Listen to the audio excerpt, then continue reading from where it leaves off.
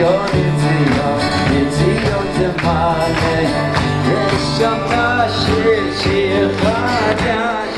good day, everybody. Welcome back to this wonderful series, Beyond the Seven, live from Jerusalem with Rabbi Aaron Dovid Poston, who has been teaching us the wonderful book, The 48 Ways to Wisdom. And today we're on part 48. But like he mentioned to us last week, it's not the end. The book by Rabbi Weiner actually has 50 parts to it. So we will be having a couple more, Baruch Hashem, after this class. But it's been exciting. I loved last week's lesson, learning in order to do last week's lesson. If you didn't catch it, you can catch it in the Noahide World Center YouTube, or you can find it on Yiboneh. It's beautiful. It was a beautiful lesson, and I'm sure today's going to be just as good. So let's just jump right in and see how the rabbi's doing. Shalom, Rabbi. You're live on the air. We're going to turn it over to you. It's so good to be with you, and we so appreciate you staying up late there in Jerusalem to share with us the beauty of Torah.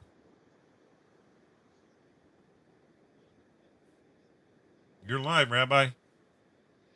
Shalom Aleichem, Dan, and all your viewers, all the subscribers to. Can you hear me? You're breaking up a little bit. I don't know why. You're a little blurry. Yeah, it went a little blurry as well. Can you hear me? Dan? Yeah. Okay, let me try to. I can hear you. I'm going to try to fix what I'm doing. Okay, you can hear me better now. Yes, I can hear you. Yeah. Can you hear me now? Yes. Okay, I had too much stuff going on my computer. I just closed a whole bunch of stuff. Okay, so hopefully that would make a solution. Lighten the load, yeah. All I said so far was, I'm so glad to be back, Dan, and I'm so in front of your viewers and your subscribers, and we're in for. I would have thought it would have been the grand finale, but the truth be told, that I mentioned last week already, that in the book that's behind me, even though there are 48 ways to wisdom, the Rosh Yeshiva did find other manuscripts that had different one of the 48 ways. Several of them were broken into two, or there were different nusachot, different versions. So he wanted to be complete, and he, in his book, made 50 ways to wisdom. So I don't see why not, right? Let's cover them all.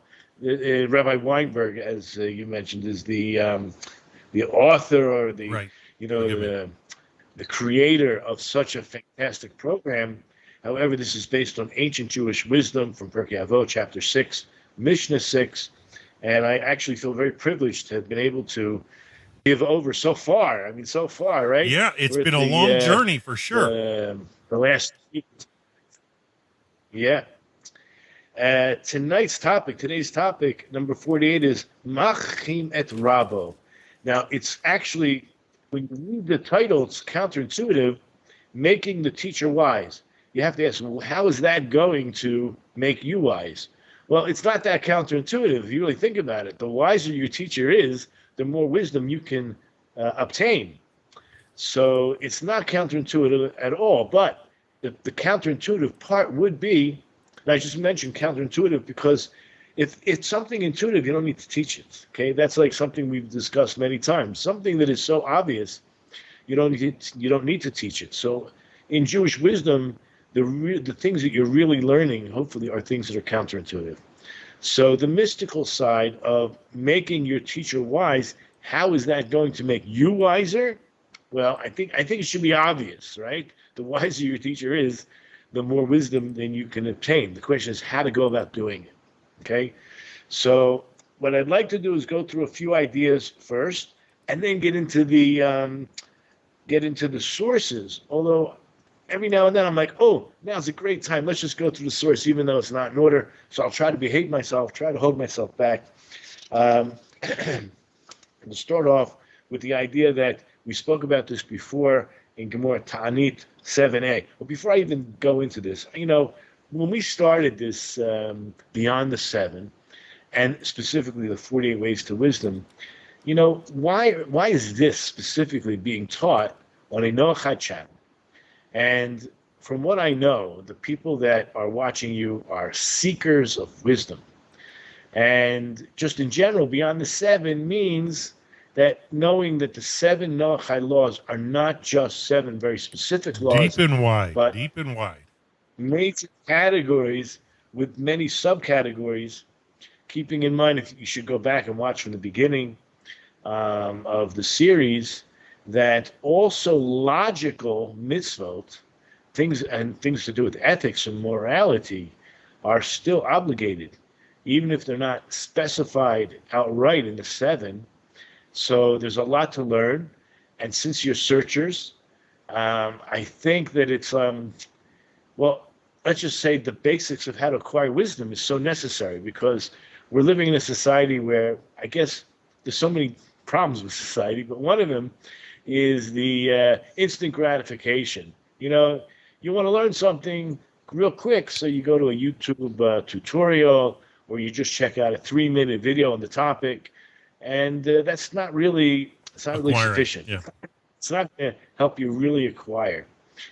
So we focused on these ideas, the 6 constant mitzvahs, the 48 ways to wisdom, specifically the 48 ways to wisdom, because as someone who is a searcher, you have to know why you know something, right? As the Rosh Yeshiva says, 5-finger clarity. Just like I know that I have 5 fingers on this hand, that's how clear I have to know, or should know, whatever it is that I'm seeking to have knowledge about, acquire knowledge about. So these, just to go back again to the idea that these are the 48, let's say, during the leaving of Egypt until we arrived at the revelation at Sinai, we were 48 levels. We were 49 levels below 0 in terms of impurity. And not only did we just go from 49 up to, minus to 0, that's not what happened. We went from minus 49 to plus 49 in order to receive the Torah, which is on the 50th level, on the 50th day. So each day is a journey, which hopefully reverses many of the misconceptions, and I'm going to use the word cognitive dissonance, because that is one of the topics for tonight, one of the things we're going to discuss tonight. You know, when you're so emotionally wrapped up into a position, it really hinders your ability to come to the truth, because I'm saying people who are afflicted with cognitive dissonance. Yes, it's mostly an emotional response, but it affects the brain. I mean, you can have the evidence sitting right in front of you, and it's the emotions that's blocking you. You're not willing to be honest with yourself. You're so emotionally, whoever it is so emotional. They are so emotionally enwrapped in their position that they're not willing to open their minds up to the reality. Yeah. So warped reality for sure. So we're going to discuss these ideas. So we're going to start off with the Gemara Tain at 7a. We've heard this before. Rabbi Hanina said, true, I have learned a lot from my teachers. Okay, we've learned a lot from our teachers. And I learned even more from my colleagues, meaning my associates, people on my level. But I learned the most from my students. Now, we've discussed this before. Keep this in mind. Tonight's topic is making the teacher wise. So this is from the teacher's perspective already. Who did he learn the most from? His students. So we see that the student has the ability, even though it's coming from the teacher's perspective, to actually help create a more wiser teacher, which will only in the end benefit you. The consequences of a wiser teacher is your ability, hopefully as a student, to even gain more wisdom. Sure. So these are like, maybe it seems to be quite obvious, but the question is how to go about doing it with the utmost respect for your teacher, right? Number one, you're not just going to accept whatever your teachers or your mentors tell you, right? The Rosh Yeshiva gives an example, just for those who remember. There used to be a clothing store, at least in New Jersey. I was from Philadelphia, so they had it in Philadelphia, or I forget, maybe we went across the bridge to New Jersey. So people in New York also are familiar with Sal Sims. I think that was his name. But anyway, the name of the store was Sims. So they used to advertise an educated consumer is the best consumer, right? So it would be, first of all, as an advertisement, it's great to give, to uplift your own audience, that you're giving them praise, but it's true, right? Right? They always had these, consumer magazines. If you're going to buy a car, whatever it is you're going to purchase, at least you should be educated for whatever type of car you're buying it for whatever reason. Also, I guess when you have complaints, you don't know what the complaints are before you get into something. Okay, so this is an idea. So what you should do, you have to critically examine whatever you're being taught. I mean, this is what Judaism teach. Use your brain, right? Use your intellect. In fact, we discussed this before, that the Rambam, well, let's just talk about the word seichel. Seichel, in, let's say, modern usage, means intelligence. And that's how the Rambam uses the word seichel, as intellect. And this is something that is unique amongst human beings, all human beings, that animals certainly don't have, and unfortunately, a lot of humans don't use it, right? And in Maharalian terms, the word seichel is inferring a spirit, something spiritual. Now, where else does the spirit lie other than, you've seen all the pictures with halos or auras, or yes, there's no denying that's where the neshama sits, the highest, one of the highest levels of our soul. So the idea that I like to do is to take both definitions and combine them and call it a spiritual intellect, because they both had just a perspective of seichel. And it makes a lot of sense to me. So when you're probing your rabbi, you're probing your teacher, you're, intellectually, you are activating the soul. There's no question about it. You're looking for the truth. And this is a very, it's part of your spiritual journey. Okay, so what do we do? How do we begin? So there's a lot of source material. Like I said, I want to try to keep that to the end, but I have a feeling I won't be able to. So there's a first example here is, let's see, where is it? I know I have. See, Abaya and Rabbi were somewhat contemporaries, and yet one would always test the other. So Rabbi would teach Abaya, and what he would do, I can't find the source right here, but it is here somewhere. He would always give him some kind of logic that was not sound. And he was anticipating the student already working through his teaching in order to come back. Many teachers want to test the students, see if they're even awake, if they're thinking, right? You're just sitting like a log, doing nothing in a class. No. So this was more like a chavruta, and he would do this on purpose to try to motivate the student to I guess we call upslug the logic, right? If you're trying to tell me something, I could pick holes through it right away, and that would be a good thing. So I know my ego wouldn't let me do that, right? I don't want to present anything that's so wrong that could be, today, people put recorders and tape you, and I would be afraid to be misquoted and saying something so unusually wrong. That's just me, right? But this is way back in the day. They didn't have all that, and he wasn't afraid of that. So that would be something that he would do, just as an example. But the idea is, don't be afraid to challenge whatever's being presented, right? A good teacher is actually delighted to hear the student's sharp questions. That's what a teacher should be, right? And the critical thinking. And the Rosh Yeshiva says, because a room full of parrots or mindless tape recorders is of little value, right? Now, of course, whenever you do this, it has to be done with respect, whether it's your teacher or your parent, right? So make sure this is how you should express when you're hearing something that doesn't make sense. Pardon me, excuse me, I don't understand how you came to that conclusion, because it seems incorrect to me for the following reasons. Now, I know the emotions get a hold of us, and we're not apt to act like this, and we need to respond with a lot of respect. But make sure first you've analyzed the matter carefully, and that you can clearly articulate and substantiate your own objections. This is a very important line. Don't just object for the sake of objection. There are people that do that. The Gemara does not have very nice things to say about people like this. These are not the kind of people you want as your students, but it's hard to pick them out because on a certain level, you want to judge your students favorably. And so many times, I think I'm getting around to it, where I really do understand that my student is missing some crucial information, and it's probably my fault.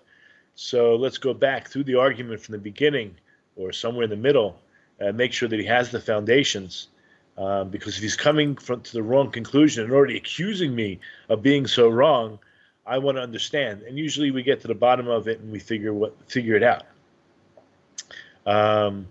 So as a teacher, right, don't always assume, unless you have a track record with this particular student, that they're only looking for attention. They want to be the class clown, so to speak, and always slug up the rabbi.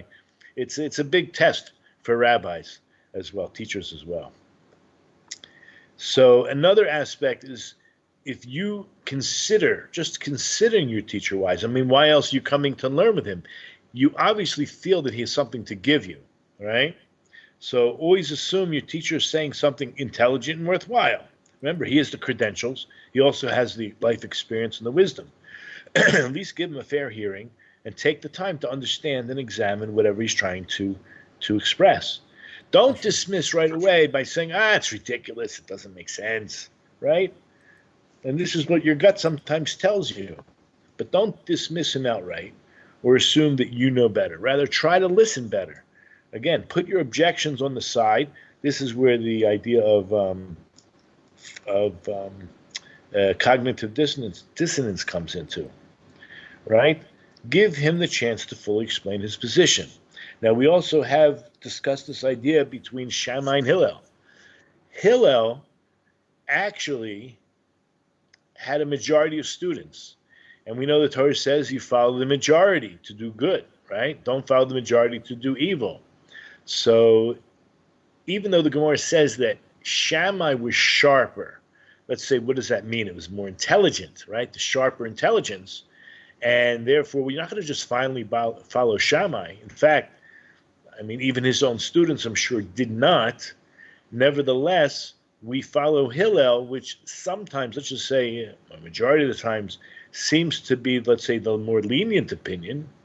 So the question always was, why did he have more students? I mean, so there was a few reasons why. Not only was he seemingly kinder and more patient from the stories we hear about him, but what he always did, and I mean always did, I just can't repeat this enough, he made sure that when he heard the argument of Shammai, he actually proposed, you state your opinion first.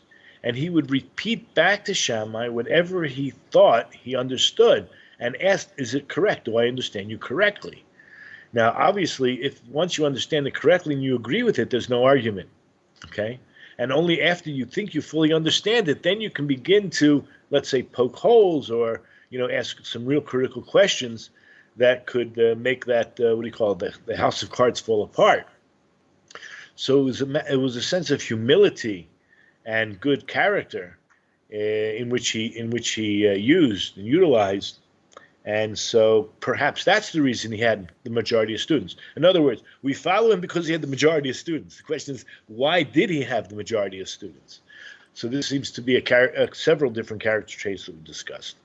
But later on, Rabbi Yehuda Nasi, who compiled the Mishnah, and you'll see later on in the Gemara as well, others did the same thing. They always put Shammai first. In every Mishnah that Shammai and Hillel ever have discussions, Shammai is always first. So even Yehuda Nasi, who comes from Hillel, carried on the tradition. So it's obviously a very important thing. Again, we're talking about making your teacher wise, right? So perhaps Hillel actually looked at Shammai because he was, a sharper individual, and and we consider him wiser. So I think that he looked at him his own teacher, and with utmost respect, he did everything he could to try to understand the other point of view before any raising any objections. Okay, here's more about the cognitive dissonance idea. So he discusses being emotionally invested in your own position is one of the biggest obstacles to learning from our teachers and giving them a fair chance, right? Their position may strike a sore point in us, causing us to feel threatened, which puts us on the defensive and generates this idea of called cognitive dissonance. Now, when your gut reaction is one of denial, whether due to fear of the implications or an ingrained prejudice or intellectual laziness, what happens?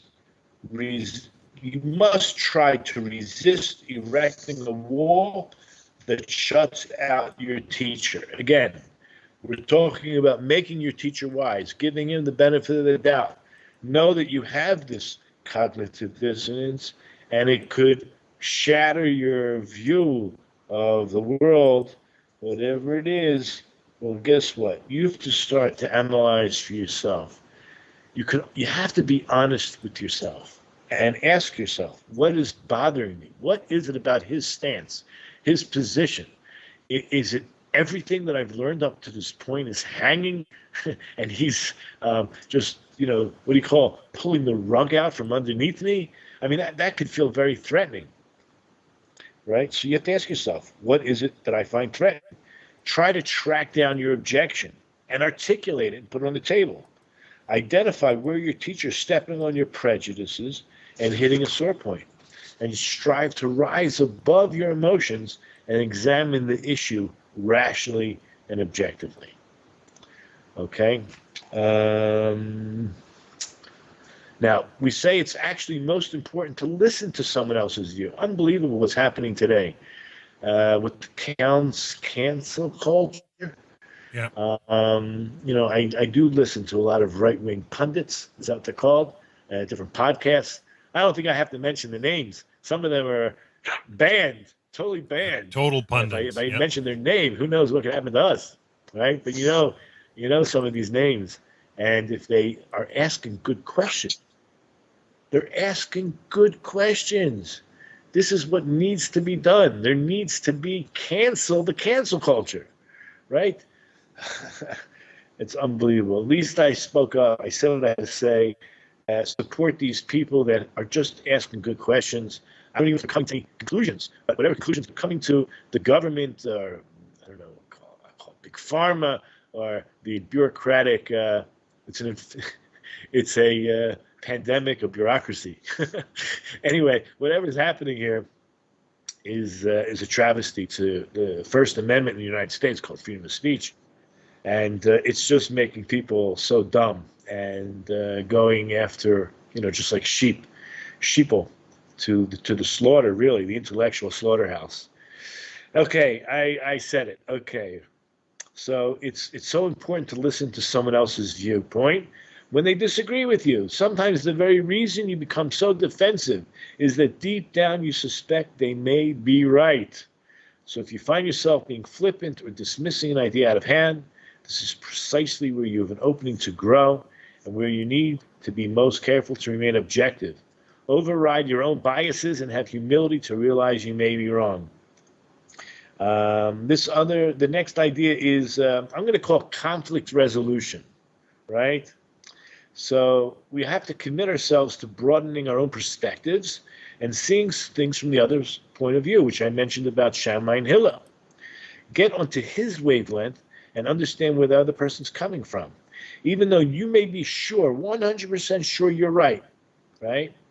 So from the moment, play the role of a lawyer for the other side and force yourself to come up with several reasons why the other person may be right. Even if his conclusion is incorrect, there may still be good reasons to accept his belief. Now, apply this technique whenever you get into an argument. This is very difficult for me, but it's an effective tool in healing rifts, particularly when the combatants are tense, emotional, or upset. How many times do I need to? How many times have I said, let's just take a breather? I mean, when I was in yeshiva, chavrusa, we had to do this a lot. Let's take a 5-minute break and come back with, when things are getting really tense. I mean, I really believe I'm right. I really believe he's 100% wrong, and he believes the same thing. And we're not able to work. It's just we're not able to get to the truth. So we have to remind ourselves we're just here to learn and get the ego out of the way, and let's come back with a new slate. And hopefully when you come back, say, okay, now, let me tell you what I think I heard you say. And usually it's not what he said. And that's why all that tension, or again, cognitive dissonance, I know I'm right, it's inappropriate. So you might say, look, I really want to understand what you're saying. So here are a few reasons why I think you're right. Now, would you mind giving me a few reasons why you think I'm right? I hope that you could actually do that. But look, if you're totally off, there's no way the other person can do that. But okay. We talked about Shammai and Hillel already. But putting the other person's position first and trying to understand that other position will help diffuse the tension and ensure that each side understands each other. Right? Just try to imagine how many disagreements could be resolved by using this method. I discussed before the idea of our goal is to come to the truth of all truths, right? We want to know absolute truth, which is quite, I'm going to use the word impossible. Even just saying impossible is probably inappropriate. It's extremely difficult. So, but not impossible. So what happens is like this. When you're, I discussed this, I don't know if I made this scenario up or I heard it from someone else, but it makes sense to me. You have 5 people. Each person thinks they know, let's just say, the truth.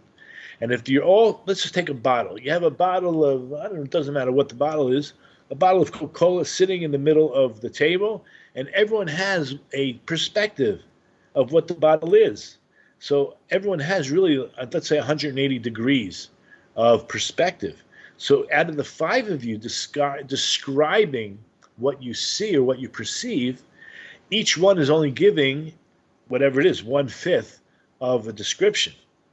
But listening well and absorbing what the other 4 people say will give you a better idea, again, as close to the absolute truth about this bottle as you possibly can get. Well, that's the same thing about life and about any piece of wisdom. Everyone has a certain perspective, and we're here to learn. We're here to grasp. So you're here to grasp what you cannot see the other person thinking deeply about, but he can share with you, and you can share with them what you see. And hopefully, at the end of the day, you'll at least understand their perspective. Doesn't mean you have to accept it in the end, but why wouldn't you if it's objective, as objective could be, and you can accept, and therefore your own viewpoint has become enhanced. I mean, who wouldn't want to do that? But unfortunately, there's too much, disbelief or maybe judgment about the other person that is going to prevent you from accepting their whatever their perspective is. Okay. So here's an idea, right? The same approach applies to contentious issues in Jewish thought. Let's say a respected teacher taught you a class of understanding what we call hashgacha pratit, divine providence, or hashgacha in general. And now included in this idea is, right, we understand that God is a loving God. So that you're talking about how just God is and how loving he is. Well, guess what? As soon as the Holocaust is brought up, all of a sudden people go ballistic. How can it be a loving God, a just God? What did these people do wrong? 6 million Jews, right? So how many times have I tried to discuss this and I've run into strong emotional opposition? Now, one of the rabbis at Aish Torah, Rabbi Mati Berger, said, and we're talking about 20, 30 years ago, that it's too soon to discuss why the Holocaust happened because there's too much emotionally charged, it's too raw. Yeah, the right? wound is tender, yes. So let's say you have a certain idea, and then there's obviously various approaches regarding this, such as he says God and the Holocaust. So the rabbi's approach stirred up anger and resentment in you, and part of you wants to just dismiss his argument. Well, open your mind. This is an ideal time to rise above your emotions and put in the effort to truly understand the rabbi's point of view. Try to examine his sources, articulate his reasoning, right? Go ahead and ask your questions, and then try to meet him to discuss it even further. This serious type of thinking will broaden your own perspective, enable you to understand a very different point of view. Even if you need, at the end, you don't have to agree with it, but at least will help you understand it. The last little paragraph before we go into some of the sources is the Gemara in Avodah Zarah 5b. It seems to explain that it took many years for the Jewish people to really truly understand Moses. And I'll read the verses clearly. But can you imagine, the Gemara is telling us it took 40 years till the Jewish people understood Moses. So what do you expect? You're sitting in front of your rabbi, how long? 3 months, 3 hours, 3 years? It takes a while to really understand. And there's a lot of nuances, where he's coming from, and perhaps even the vocabulary. His demeanor, yeah. Yeah. So if that's true, that it takes 40, the Gemara tells us it takes 40 years till you understand your rabbi, so then you need to think and rethink what your teacher says. This certainly applies when you don't fully understand him, or even when you disagree with him. But even if you do agree with what he says, chances are you're only seeing the tip of the iceberg, right? Do not be so sure you have received the full message. You got to go over and over and over again. You have to review whatever he said many times and see if you can get a deeper understanding. And of course, we all accumulate so much wisdom through our own life experiences, and we only begin to unravel within ourselves layers. How much so also for the Rabbi who's teaching us, we're going to unravel layers of depth of our teacher's words, gaining a deeper appreciation and a more nuanced understanding of his wisdom. The more we dig, the more we'll find out how much there is to dig. We've discussed this before. The goal of acquiring wisdom is, again, I think, counterintuitive, but when you hear it, you say, it makes sense. When we're talking about humility, right? Abraham said, I am but Anochi Afur ve'efer. I am but dust and ashes, right? Moses says, Ma Anochi, what are we? What am I? To understand, the more wisdom you acquire, the more you realize how little you know. So the Kliyakar says the goal of acquiring wisdom is to know you know nothing. Like how much wisdom there is out there. And it's first of all, it makes you a vessel. Like when let's take an example of a vessel. Every vessel has a thickness of a wall. So on the outside you have 2 cups or 2 vessels.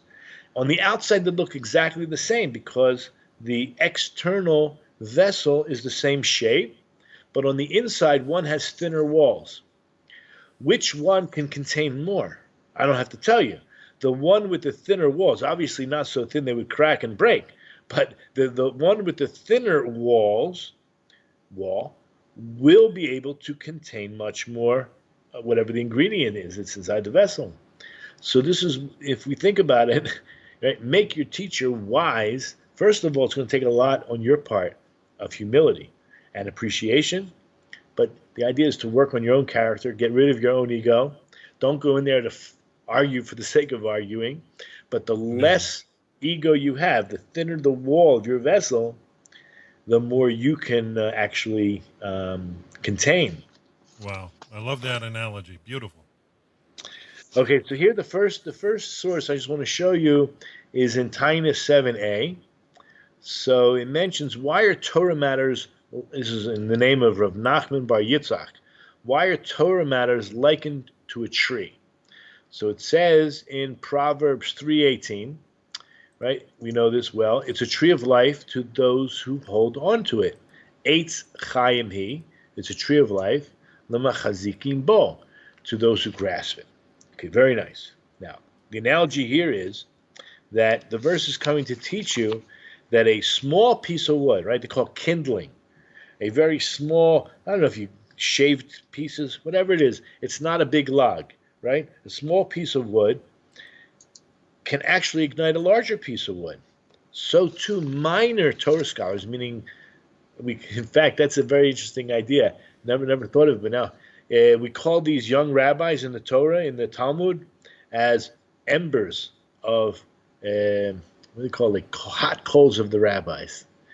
Yeah, that's amazing. Hot coals of the rabbis. We call those, budding students, the ones that have a lot of potential.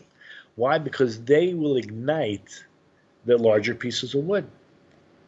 So going back to that idea, Eitz Chaim Hilim Chazikim Bo, that's just one interpretation. Obviously, it has many levels and interpretations, but that's an amazing idea. And right away, that's where the Gemara uses that famous statement. Rabbi Hanina says, I've learned much from my own teachers, even more from my colleagues, and I learned the most from my students. Those students are called the hot coals. They ignite the log. Makes the teacher wiser. This idea that it took Moses 40 years to really gain the trust as a good teacher. So it says like this, or let's say from the other side, for the students, for the people in the desert to really chop and get an understanding in, there's going to be two verses I'm going to use. Well, actually, they're back to back, but we're going to read 29 in Deuteronomy 29:4 first, and then we'll read 29:3. So going in that order, right? The Gemara says, even Moses, our teacher, who said this to the Jewish people, did not allude to the Jewish people until 40 years that they should have stated this request. Now it says, if you want to read 29. Verse 4 says, I led you through the desert for 40 years, during which time your garments did not wear out from upon you, nor did your shoes wear out from upon your feet. Okay, so really it's the first part. I have led you for 40 years in the wilderness. Now keep in mind, that followed the previous verse. So which shows you, all that really was showing you, that was when Moses did this, we'll call this public lecture, this speech, was at the end of the 40 years, right? After 40 years. Yep. So verse 3 says, yet until this day, the Lord has not given you a heart to know, eyes to see, and ears to hear. So it wasn't until the 40th year, Moses is saying, it took you this long. So what do you think? What do you think? That generation was called the Dora Dea, the generation of knowledge. They actually witnessed the revelation. They had gained, right? I mean, again, there were people first-hand knowledge, passed on, and people who were born, but for the bulk of them, right, that went through, because people under 20 years didn't die, right? In other words, we say the generation of the desert died, but it wasn't the entire generation. Anybody under 20 entered the land of Israel. So we're talking about a bulk of the people who was following Moses for that 40 years, and people who were born only understood really. They in other words, when the verse says, prior to this, the Lord had not given you a heart to know and eyes to see and ears to hear until this day. So it took a while to really get it. And if that's true by them, as the Gemara concludes, Rabbi said, conclude from here that a person does not understand the opinion of his teacher until after 40 years. As Moses said this to the Jewish people, only after 40 years of learning Torah. Here's an interesting Gemara. Maybe this is a fantastic idea, but the question is, how does this relate to the idea that make your own teacher wise? So there were 4 different academies, and each academy believed that their own teacher was the Messiah, was the Mashiach. You can find this in Sanhedrin 98b. So the Gemara is discussing Messiah and whatnot, and then it says, well, what was the Messiah's name? Or what is the Messiah's name? So just keep in mind, I'll just tell you, there were 4 different opinions I don't know if we're going to go through each proof. Maybe I will because it's a fantastic idea. Each one, now, as a way to remember this, the word Mashiach is spelled Mem, Shin, Yud, Chet. Mashiach. If you go through it, each one of these schools had a teacher with the first letter fitting the acronym. So you can already Mem is Menachem, Shin is Shiloh, Yud is Yinon, and the last one is Chanina. Okay? So I'll just tell you the Gemara goes like this. So they asked, what's the Mashiach's name? So the students of Reb Shila, they said Shiloh is his name. And the verse, we're not going to read the verses, but people are probably familiar with Genesis 49:10 about until Shiloh comes, and that's a reference to the Mashiach. The school of Yanai, they said Yinon is his name. Actually, one of my son just got engaged. His name is Yinon, Yaakov Yinon. And there's a pasuk, there's a verse in Psalm 72:17. It says, "May his name endure forever. May his name continue as long as the sun, S-U-N.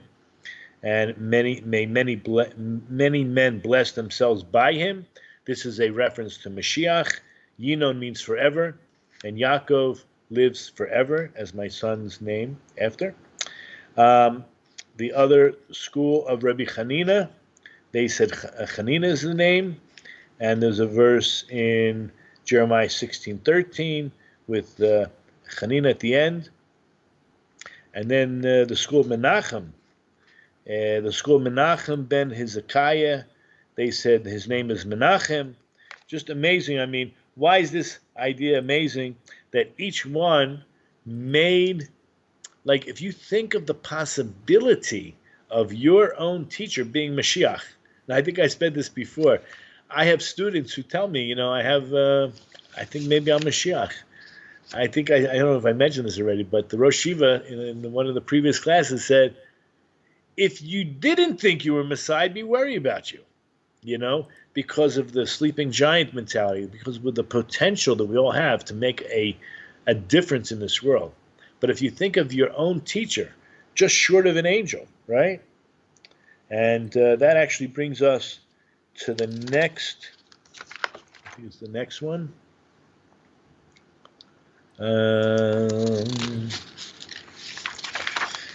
Actually, it's not. I know I have it here somewhere.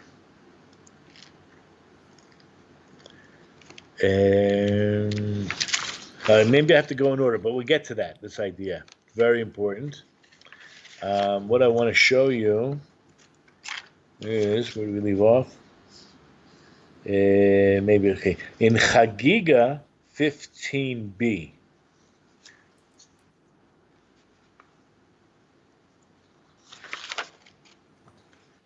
What do I want to show you here?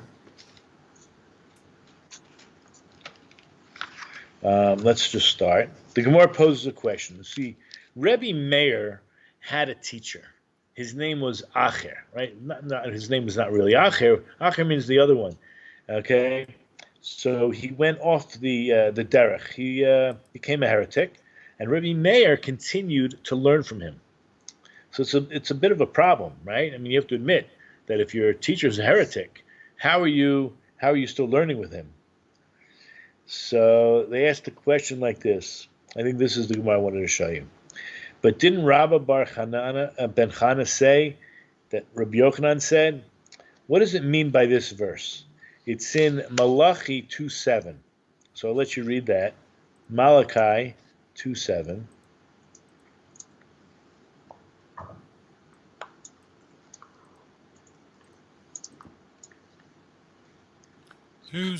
reads, 2:7 reads, "For a priest's lips shall guard knowledge, and teaching should be sought from his mouth, for he is a messenger of the Lord of hosts."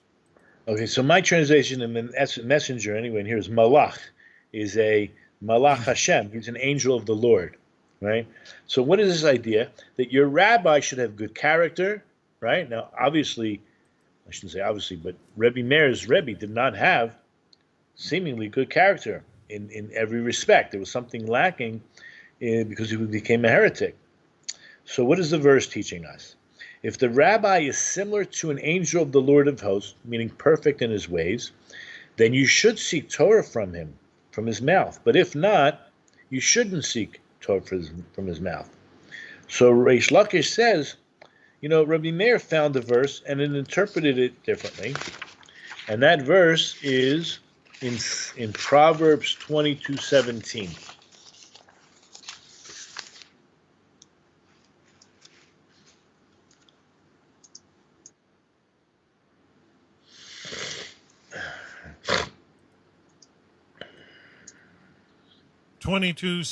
Reads, "Incline your ear and hearken to the words of the wise, and put your heart to my knowledge." Now, it says my knowledge. So, where do you learn from? You learn from a rabbi, right? So, it implies that as long as you're learning God's knowledge from the person themselves doesn't have to be on the highest level, as long as he's properly transmitting. So, this was the idea that Reish Lakish was trying to say, after we just said that you have to go after a rabbi who's like an angel. Then we had this Reish Lakish explaining that Rabbi Meir must have held this. It doesn't matter about the character. As long as it's, in essence, true, it shouldn't be a problem. Basically, what they do, in the end of the day, is they put them together and understand there is a how to resolve the contradiction, and that is that there's no difficulty in this.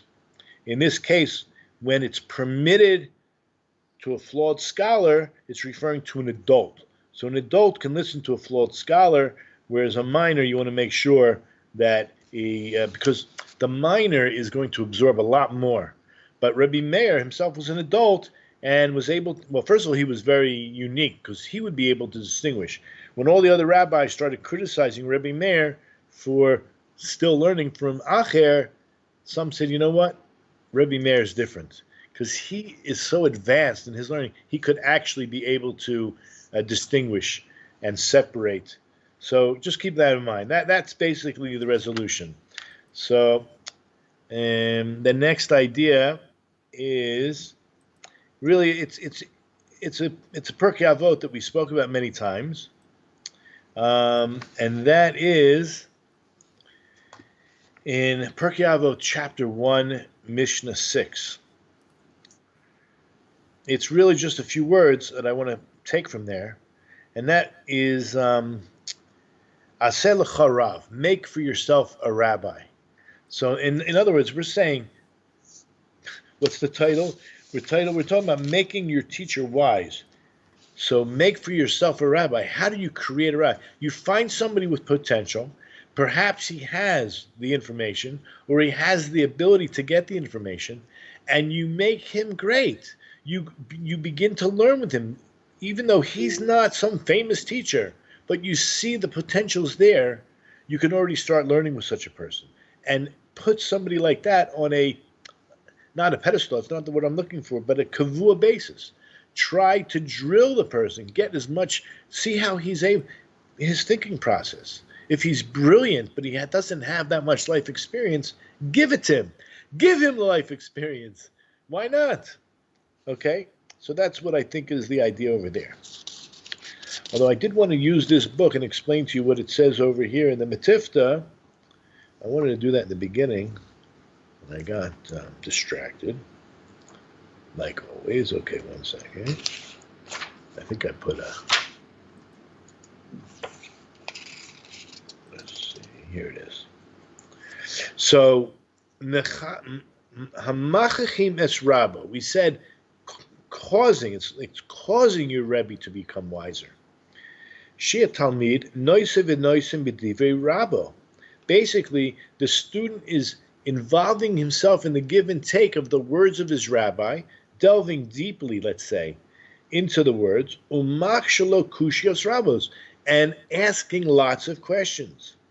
V'ayidei kach, and through this process, yitchachem harav, the rabbi himself will become wiser.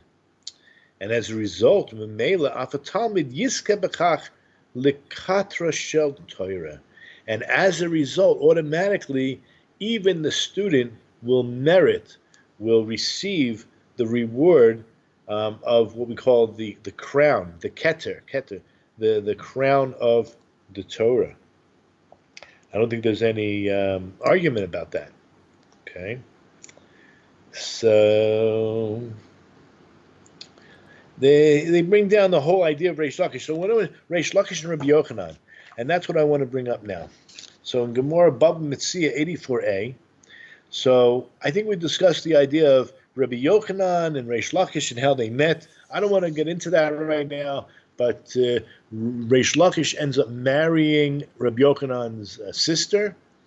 You can refer to an earlier, anyway, it's a beautiful story how a bandit becomes the greatest rabbi. You know, he does tshuva, he repents from his past life, but he had so much potential and strength and integrity in terms of, he was like Robin Hood, stealing from the rich and giving to the poor. But nevertheless, the most amazing part of the story is that when Reish Lakish died, Rabbi Yochanan he lost his own brother-in-law, but he was very saddened, and most because Reish Lakish, Reb Shimon ben Lakish, I would say, fought with him tooth and nail. In other words, he was a great chavrusa. He never let him slide on anything. The Gemara says that he would ask 24 questions, and he would force his Rebbe, which was Rabbi Yochanan, to give 24 answers to every question. Unbelievable. Why that number is used, I don't want to get into that right now, but the idea here is that when Reish Lakish had passed away, they tried setting him up with other study partners. And every single study partner says, "Oh yeah, Rabbi Yochanan, I'll give you support for what you just said. You're so right. Listen, what you're saying, it says over there too." That was not what that wasn't. Well, I'm not so sure if that's what it means, but he was agreeing. He wanted someone to argue with him. He wanted to sharpen himself, and that was what he was missing after the death. It's one of the things he was missing after the death of Reish Lakish. You see how important it is in order to make your teacher wise, again, with respect, good, well thought out questions. Okay, so that's pretty much the material that I prepared.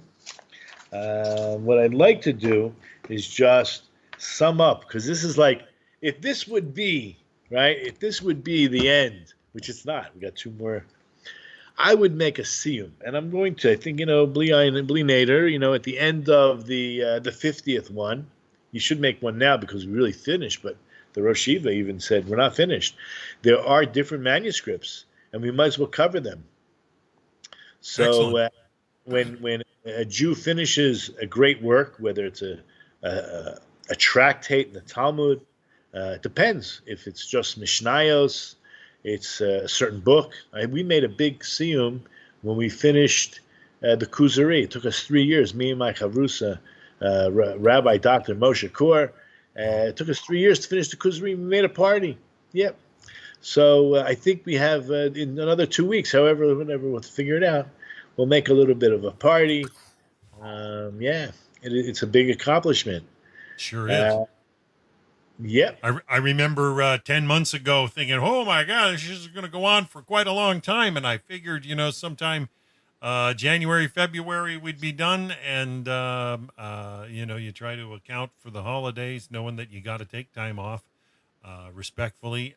It's just a joy to see you stick with it and share with us the beauty of this book. This is I remember the first time I read this course in my personal studies a number of years ago. I was just mesmerized. I found the words, even if the lesson was only a short page with a couple of paragraphs, I found that it could unfurl like